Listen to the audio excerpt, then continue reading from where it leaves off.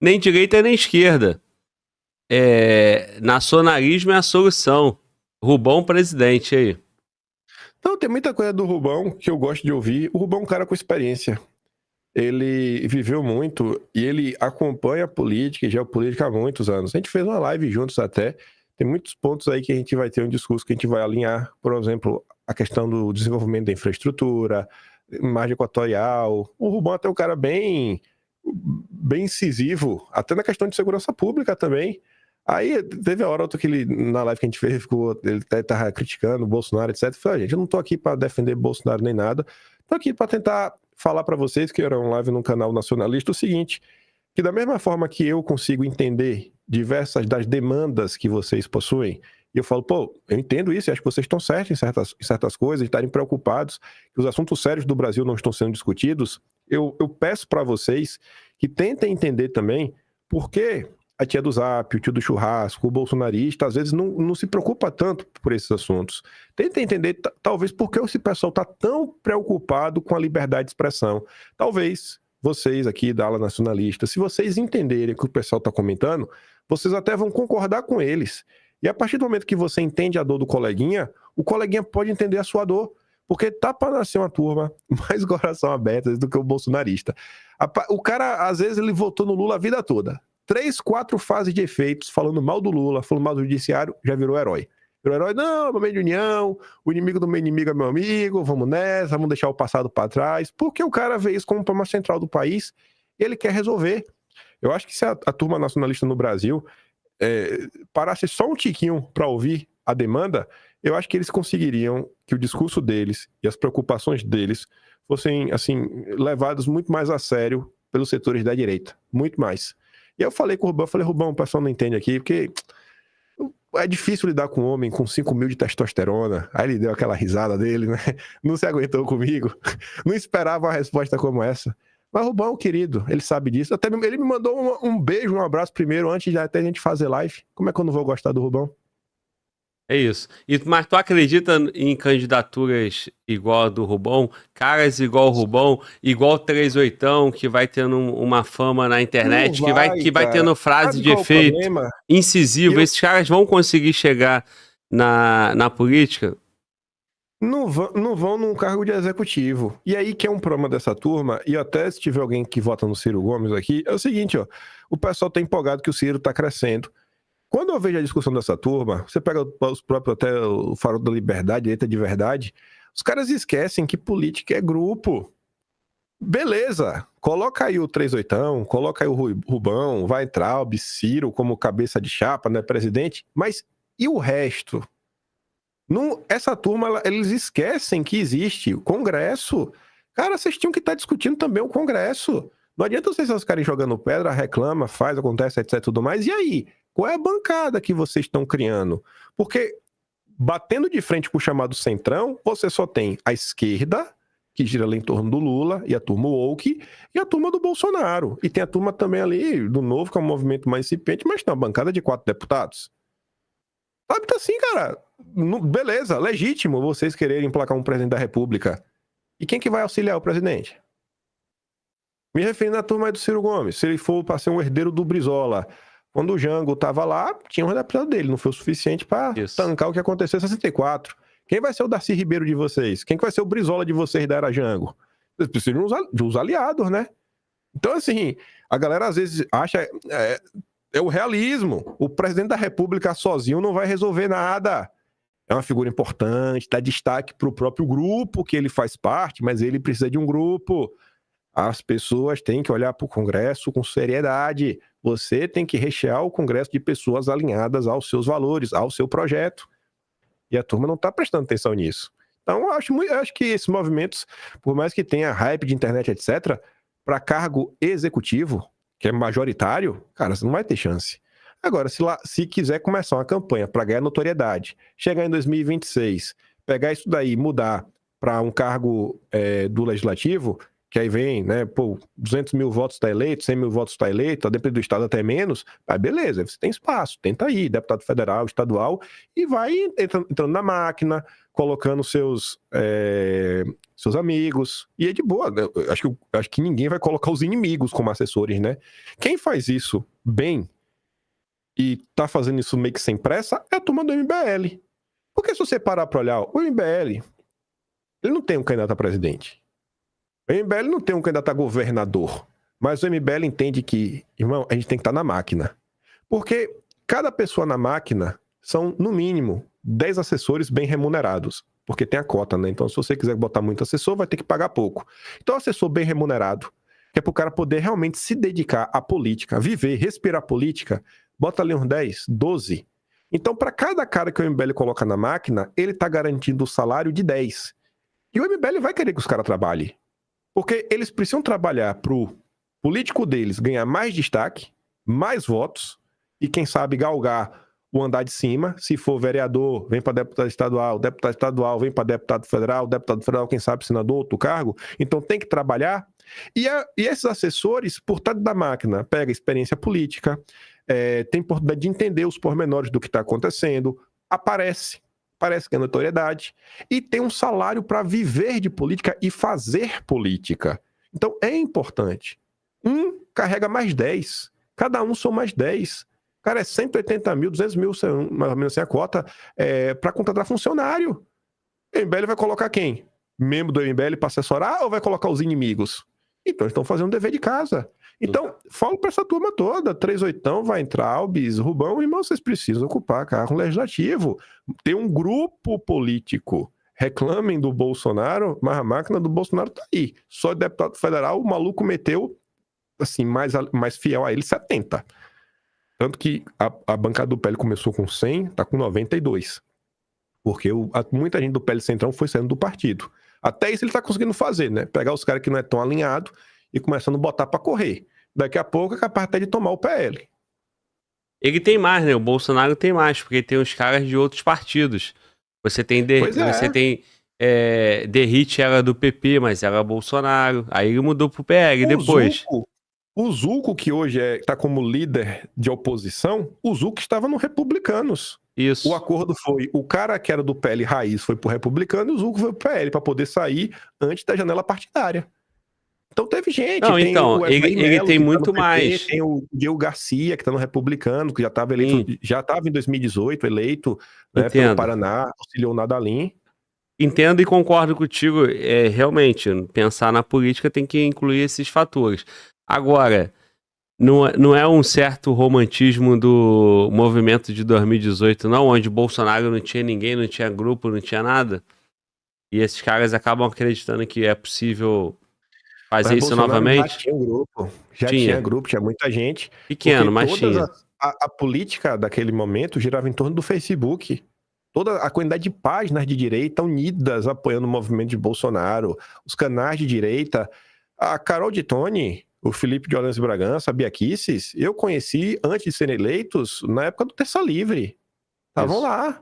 Então já tinha um grupo ali que existia, circulava, via passando nos locais os nomes. Essa turma não tem isso hoje.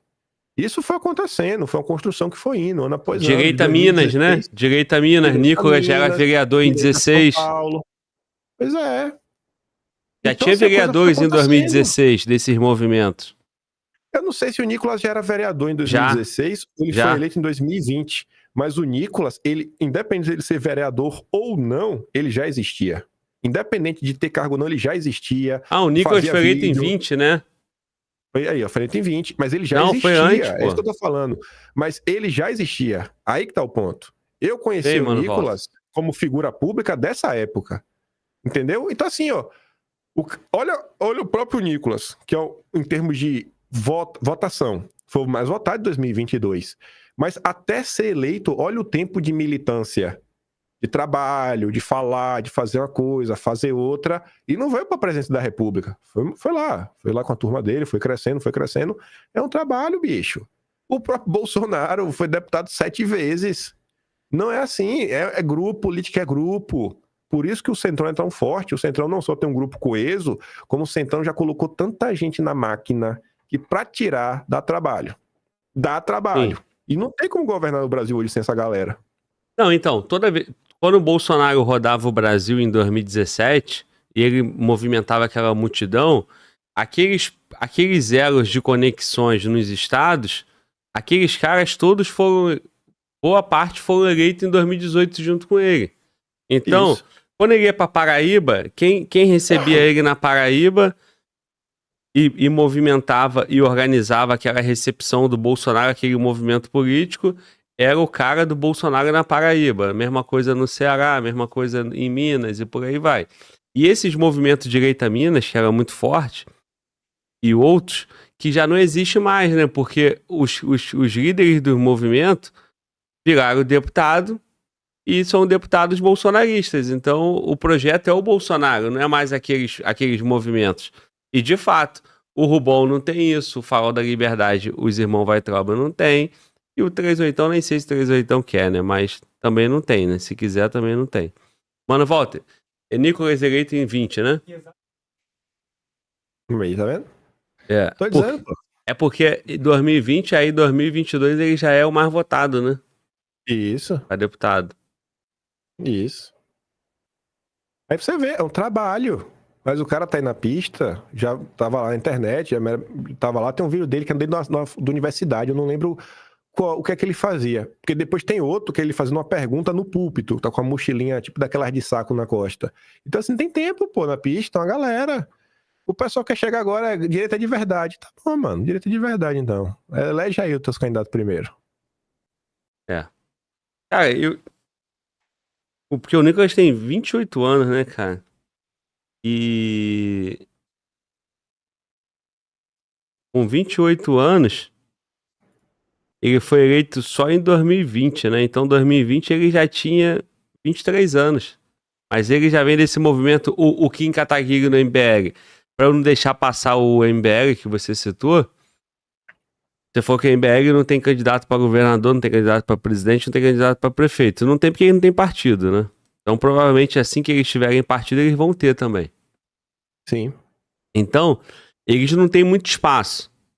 Restou para eles, no primeiro momento, um deputado federal e um deputado estadual.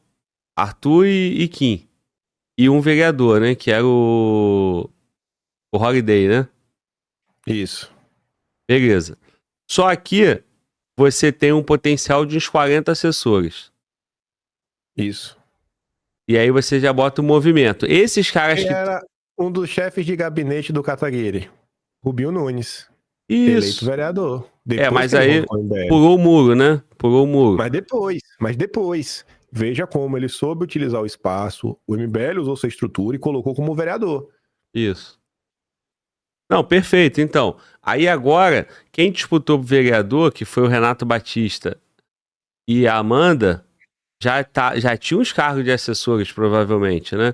E o Renato perdeu. Era assessor do Arthur. Era assessor do Arthur. O Renato perdeu. Mas ele tá fazendo política porque ele é assessor de alguém, é chefe de gabinete de alguém, provavelmente, né? Hoje. E então, os vereadores que eles conseguiram eleger, acho que não foram muitos, mas deve ter tido uns 10, 12, já aumenta, então já tem um movimento. Se eles conseguirem um partido, eles têm um potencial aí de botar uma bancada maior que o Novo, já. Porque tem mais movimento político do que o Partido Novo. Pois é. Os caras têm, se eu não me engano, acho que 13 vereadores, se eu não tô enganado. Você bota aí 150 pessoas na máquina. Então agora eu vou fazer o corte agora com a thumb e o bait com a tua cara dizendo o movimento político mais promissor é o MBL. Aí eu te fudi, né? Não, o pessoal nem acredita, não. Eu já tava no curso, o pessoal me conhece. O pessoal fala, mano, qual é o clickbait aí? O Kim falando bem do Chico Linguiça. Tem alguma coisa estranha. É. Muito Sabe? bom. É tipo assim, tu botar assim, Lula elogia Bolsonaro. O cara assim, não, mano, ou foi alguma gafe ou tem alguma piadinha aí. Tem alguma coisa estranha. O cara já sabe, já. Eu nem duvido isso daí. Isso daí não dá nem pra distorcer. Mas assim, tu não falou com essas palavras, mas tu falou isso, cara, de uma certa forma. Não, eu falei que o movimento dos caras, ele é um movimento estruturado. Você vê, os caras vêm tentando, faz lá o livro amarelo, mantém os congressos, O livro vem amarelo. trabalhando, né, questões ideológicas, eles têm lá o Ricardo, Ricardo, o que é Ricardo, Renato? Renato Não é o Batista. Renato Batista, é o outro, é o que toca violino, o Mefeoso. Eu não conheço eles muito, conheço só os que... fez banana batida na cara dele. Mas enfim, o cara lá, o intelectualzinho deles, tem um Orlando, que é o intelectual, então os caras estão lá, discutem umas teses, bota pra andar, faz ali um trabalho, faz umas lives, agita a militância, tenta trazer o jovem pra perto. Então os caras estão ali, estão fazendo política. Sim. Você não vê isso no Farol da Liberdade, no 38ão, no Rubão, na própria turma do Ciro Gomes. Pô, velho. Cadê o Ciro? Cadê o Cirão? Tantos anos aí, foi um monte de coisa. Tá difícil, né, cara? Agora, se não tivesse tido um racha, né, MBL e o bolsonarismo, seria uma força pra somar, né? Não, mas não, é porque o racha aí da forma que foi, velho. Eu tava tendo um space outro dia, aí o cara ia falar que o problema com o MBL a gente resolve numa mesa de bar. Aí eu falei, cara, eu entendo que assim você fala isso, por você não estar na cúpula do MBL. Só que o que aconteceu não foi só um racha, ainda mais não se tratou nem de questão ideológica. A turma do MBL agiu de forma ativa para fomentar a perseguição. Aí eu fui explicando pro cara o que o MBL fez de inventar, foi o MBL que inventou, que em 2019 o Bolsonaro ia fazer uma movimentação, pedindo para fechar o Congresso, fechar o Supremo, que era antidemocrático. Isso em maio de 2019, amanhã faz 26 de maio. Na época, a Globo até levanta isso que a Taguiri disse, e a própria Globo confirma que a manifestação foi pacífica. Aí depois tem toda aquela produção dos dossiês do Ayan, junto com toda a turma ali do MBL, que vai para o Frota, que o Frota protocola dentro da CPMI das fake news, que serve como base, que tem a lista dos alvos. E aí o Nando Moura era um dos alvos e foi blindado, né, muito esquisito. Bastou ele pular do barco, ele foi blindado, era o terceiro nome da lista, lá do Ayan. E aí são esses documentos do Frota e da Joyce que baseiam, inclusive, a primeira busca e apreensão do Todo-Poderoso, que é a do 27 de maio de 2020, que vai na Casa dos Deputados, influenciadores, tá lá, pega a decisão do ministro. Isso daqui está sendo tomada como base nos depoimentos de Joyce Hasselmann e Alexandre Frota.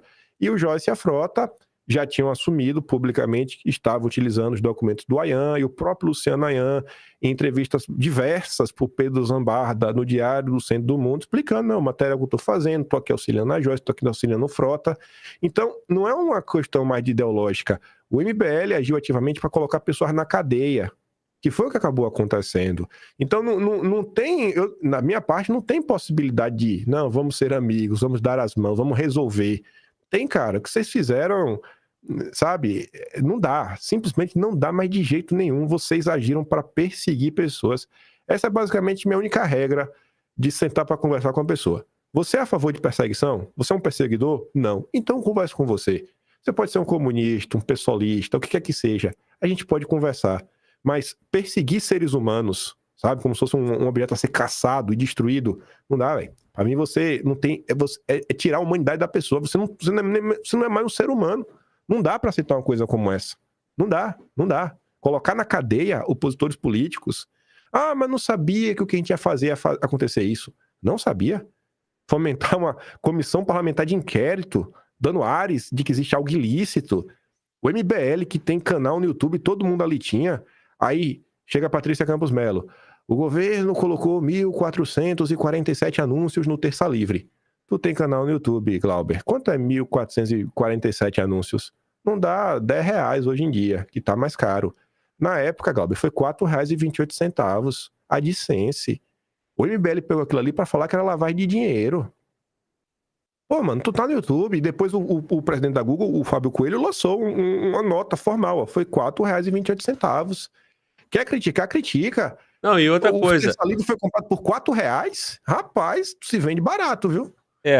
Assim, eu não tenho nenhuma vontade de sair em defesa aqui do Terça Livre do Alan dos Santos, porque eu não conheço eles profundamente, acho eu não tenho o que falar. Como canal de YouTube, eu concordo totalmente contigo. Eu não sei os atos, as intenções, a história E sobre isso eu não posso falar, eu não acompanhei muito essa fase. Foi exatamente essa. O governo está financiando aliados através da reforma da Previdência. O que eu posso te dizer é que... anúncios. O que eu posso te dizer... Só uma informação, para você ver que o que eu tô falando faz sentido. O antagonista, o Felipe Moura Brasil, o jornalista, que tá até hoje, acusou formalmente de lavagem de dinheiro. Aí, dias depois, saiu a tabela completa e o antagonista recebeu R$49. O antagonista recebeu 10 vezes mais anúncios. Aí o Diogo Mainá escreveu uma carta falando que ia devolver o dinheiro e a história morreu.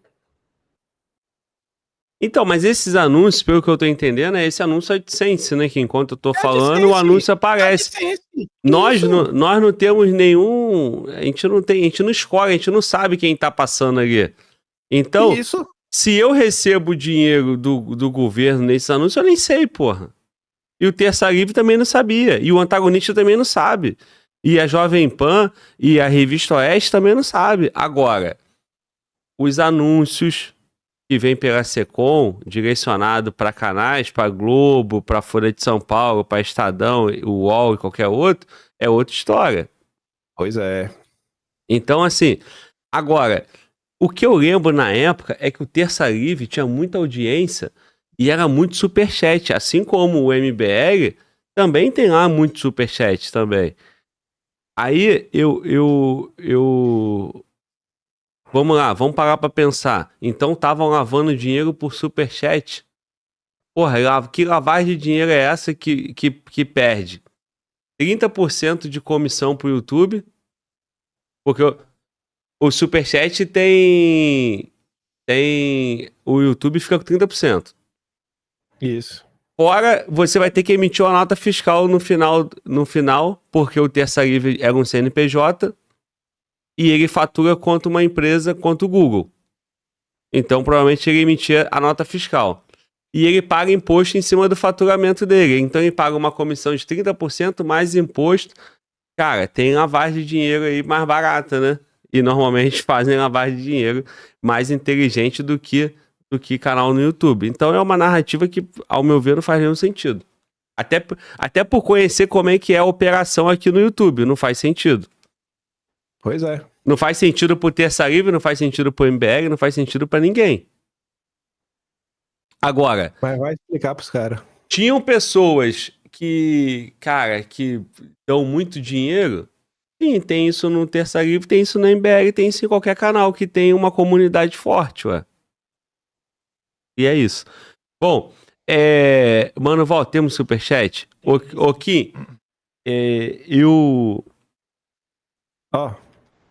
Peraí, deixa eu... Tu tá procurando alguma coisa aí que eu tô vendo, tô olhando pra uma tela aí. É isso. Pode falar. Fazer assim, ó. Peraí, iniciar a câmera virtual. A câmera virtual tá. Deixa eu botar aqui. Bota assim por hora. Tá vendo o empenho do cara quando é contra o MBL? Olha só o empenho dele. Ele vai até mostrar uma tela ali agora. Olha lá, parou. Vai fazer uma transmissão. Pronto. Não, aqui, ó. É só botar a tela do meu computador. É porque eu já abordei isso em vídeo, mas só pra mostrar. Aqui, ó. Postagem do MBL. 9 de maio de 2020, ó. E dá-lhe pano. Blog Terça Livre recebeu 1.447 anúncios do governo em seu canal. Bolsonaro já tem o seu próprio Brasil 247. Tá entendendo, cara? É um absurdo. Aí, ó, Nando Moura, ó. Que vergonha. A verdade toda vai aparecer. Consta na planilha da Secom de veículos que receberam anúncios do governo. Segundo o documento, houve 1.447 anúncios. Aí aqui tá o documento oficial do Fábio Coelho, ó. Pô, os Terça Livre teve 1.447 impressões, 5 cliques. R$4,28. BRL 4,28. Sabe, velho? É uma sacanagem. Aí, ó, Felipe Moura Brasil, ó. A esculhamba bolsonarista está divulgando que o antagonista recebeu dinheiro da Secom via mídia programática Google. Não importa a quantia, ela será devolvida. Tá vendo? Mas na hora do Terça Livre, cadê o Felipe Moura Brasil? Acho que o anterior aqui, ó. Não tô conseguindo voltar. Aqui, ó. Felipe Moura Brasil, grande jornalista. Porque um pedaço tá comendo porque tá sem tela verde. Foram 1.447 anos do governo em canal de blogueiro de crachá que consta na planilha da Secom. Esqueminha para pagar indiretamente e fingir que não recebem do governo. Esqueminha? E tá aqui, ó, ela contrata agência que compra espaço via AdSense. Então como é que um cara como o Felipe Moura Brasil, sabe, MBL, toda essa turma, não sabe do que tá falando, pô? Sabe? Não dá, irmão. Não dá. Eu aceito divergência ideológica, mas perseguidor, jamais. Essa galera só não bota uma bala na minha cabeça porque não pode. Mas se pudesse, colocava. Porque quem atua dessa forma tá disposto a matar. É porque você só tá preocupado com ganho político. Você mandar o cara pra cadeia, qual é a diferença de mandar pra cadeia e matar? Termina logo o serviço de uma vez só. Se puder, por lei, por que não? Então, assim, tem que ter um limite, sabe? O jogo político. E essa turma cruzou todos os limites possíveis e aceitáveis. Pelo menos Sim. os meus. Pelo menos Sim. os meus.